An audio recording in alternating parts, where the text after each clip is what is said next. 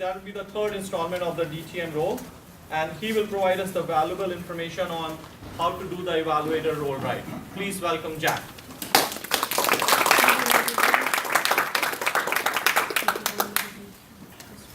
Good evening. How's everybody tonight? Great. Good. We need to work on that. Tonight I'm going to talk about the do's and the don'ts of evaluation. I'm going to talk about the whys, why we do it, the do's, what we should be doing, the don'ts, what we shouldn't be doing, and then the questions, which will come from you, not from me. Show of hands. Harish mentioned that he came for the food. How many of you show up this meeting for the food that's always there at the end of the meeting? 1, 2, 3, okay. How many of you come because there's nothing better to do on a Thursday night in the middle of the summer? 3 of you. How many of you come here because you actually want to improve in your public speaking? Okay, a lot more hands. I need to pause. Please turn around.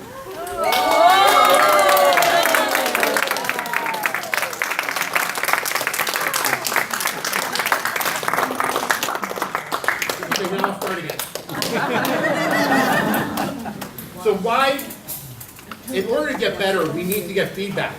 If we come up here, give a speech, and somebody says, wow, that was awesome, we're ready to leave the club because there's nothing for us to learn.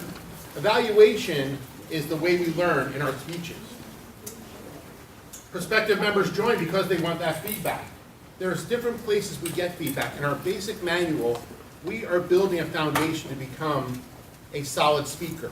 If we don't build each one of those skills solidly, when we try to go out and give a more complex speech, we're liable to have a faltering foundation, and that can mean us falling on our faces. Advanced speakers want to specialize in something in those manuals. They want specific feedback that is telling them what they can do to specialize in what they're doing. Designation, DTM, some people say it means don't time me.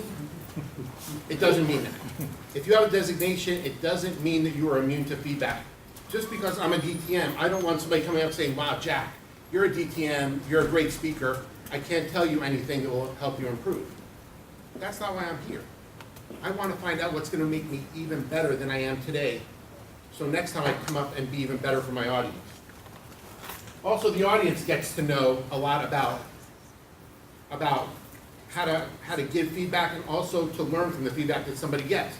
If I'm pacing and I'm walking around aimlessly and somebody says, my evaluator tells me that, everybody in the audience learns that it's important not to do that. And also, it's great training for professional development. How many of us have to give feedback to people at home? Partner, spouse, child.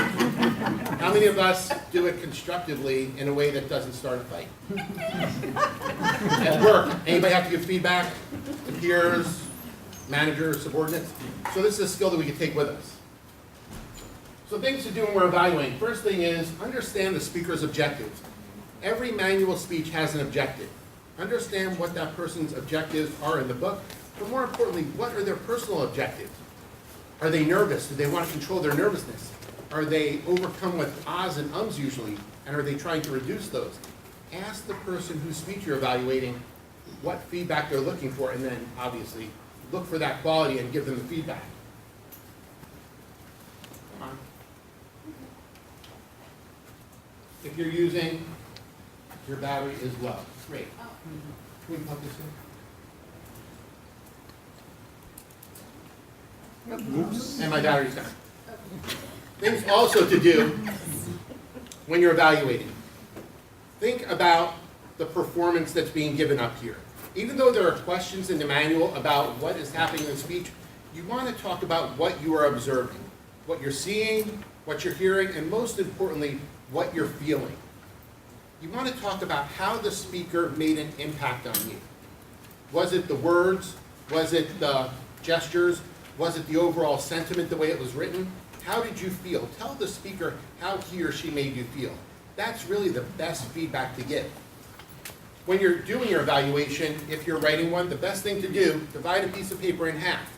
On the left, write the things down that the person is doing well. On the right, write down the things that can be improved. And be specific. Don't just say great gestures. Talk about I like the way you use your hands when you were explaining how high the building was, or how far in the distance you were looking. Use specifics so the person can relate back to what they were doing. On the other side, you want to also talk about specifics about things that need to be improved. Then you want to coalesce those. Into one speech that talks about how a speech should be given. Your job is to be listening. 100% of your attention should be on the speaker. All of your attention should be on me right now. If you hear a noise in the back of the room, don't hear it. If you think somebody's walking in, unless it's the general and we draw attention to her, don't turn around and see. Take a lot of notes. Note the technique. If you see an improvement from a previous speech to this speech, note that. The more personal you can make it, the more specific you can make it, the better the evaluation is. Organize a speech, again, it should have an opening, a body, and a conclusion. What I like to call this is the liverwurst sandwich method. Some people call it the Oreo method, but in an Oreo, the best part is the middle. That's the sweetest part. In an evaluation, it's just the opposite. So you start with a nice slice of rye, really good rye, and you want to talk about something the speaker did well. After that, you want to talk about something that can be improved. Not something that was bad, not something that stunk, not something that was awful, something that can use improvement. And then you finish off with something that's positive, because the last thing the speaker hears should be something positive that he or she can take as an inspiration to try to do something better next time. And again, give specific suggestions for improvement. Don't just say, use your hands better. What does that mean? I thought I was using them well, and you tell me to use them better. I need a frame of reference as to what would make it better. Don't ad-lib. Prepare, have notes. If you need notes, some people come up here without notes. I don't know how they do it, because there's a lot of specific things you want to talk about. If you don't have those in front of you, chances are you're going to miss out on them. Most important thing is be supportive and be constructive. Make sure that the person feels great about coming up here. Each and every time we come up, we are stepping out of our comfort zone and trying something new. Regardless of how the performance goes, the person accomplished doing that, if nothing else. So be supportive, congratulate the person for that, and constructive on how the person can take the next step to be even better. Some things we don't do when we're evaluating. Don't evaluate the content. Somebody can give a speech on the fact that the Philadelphia Phillies are the best baseball team ever. Being from the New York area, I would disagree with that vehemently, but if the speech is delivered well, I won't comment on the wrong content. On the content. Don't evaluate the person. When a general evaluator comes up and says, here to evaluate Jack is Mary Ann. No, you're not evaluating the person. This is not a character attack. It is not an analysis of who I am. It's an analysis of the technique I use to deliver a speech. Not right or wrong, not if I'm a good person or a bad person, just about the technique of the speech.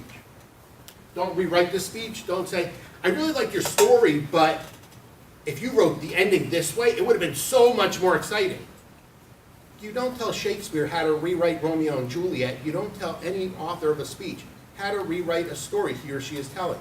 You may give suggestions and say you might want to create an ending that has more impact, but don't tell the person how to write it or what to write. That's out of the scope of what we should be doing.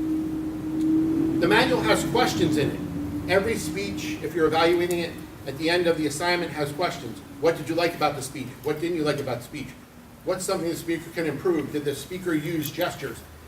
Don't come up here with the manual and say, what did I like about the speech? What I liked about the speech was this. That's not a way to give an effective evaluation. Again, we want to package it in the liverwurst sandwich / Oreo method to really make it something that the speaker can follow easily and resonate with, and make sure we end on a note that's inspiring the person to come back and try more. Don't be destructive, be constructive. Destructive words, stink, terrible, bad, loser, are inappropriate. We never want to say that a speech is bad. We want to say there are areas of improvement, something to try next time. Don't come up and simply repeat the speech.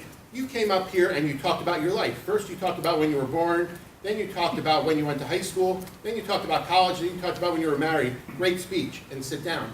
There was nothing gained. Use the speech, the pieces of the speech, to illustrate points that you're trying to give to the speaker. Don't hedge. Words like, I think you could have spoken more, you could have spoken loudly. Maybe you can slow down.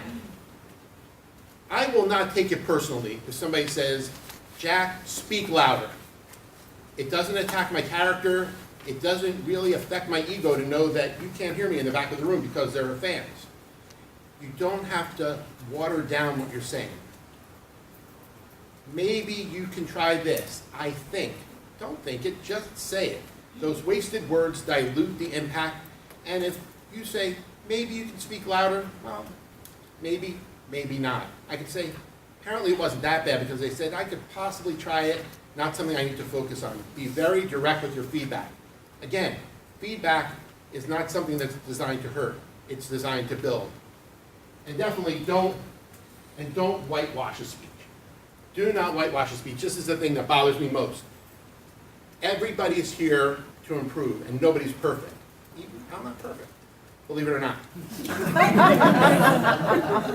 Don't come up here and say, wow, that speech was so great, I can't think of one thing to improve. You were awesome, and sit down. I'm no longer getting value being here as a member of Toastmasters, and that's going to make me say, I'm good enough to do this on my own, I don't need to come back. Everybody can improve. And you don't want to think that you're being nice by not giving feedback. So you don't want to say, there are a few things wrong with speech, but I'm going to be nice and not say something about it, because nice means nothing inside me cares enough. You are not taking the time or making the effort to give the gift of feedback. You're taking the easy way out, thinking that you're being nice to the person, but you're really not caring enough to do what the person needs you to do.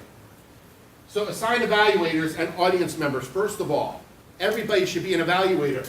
Provide feedback on what you see tonight. Don't talk about a speech from a month ago. Second, motivate the speaker to the next speech. Everybody has an evaluation and a ballot, has a ballot in front of them. On there, first speaker, second speaker, third, fourth, fifth. Those rules apply. Make sure you give feedback that's constructive and sign your name. This isn't an opportunity to say, you stink, and hand it anonymously to somebody. That doesn't do anybody any good. And leave the speaker feeling positive and upbeat, and obviously you want to promote their self-confidence to know that they can do even better. Questions? Hearing none, I have read Mr. Toastmaster.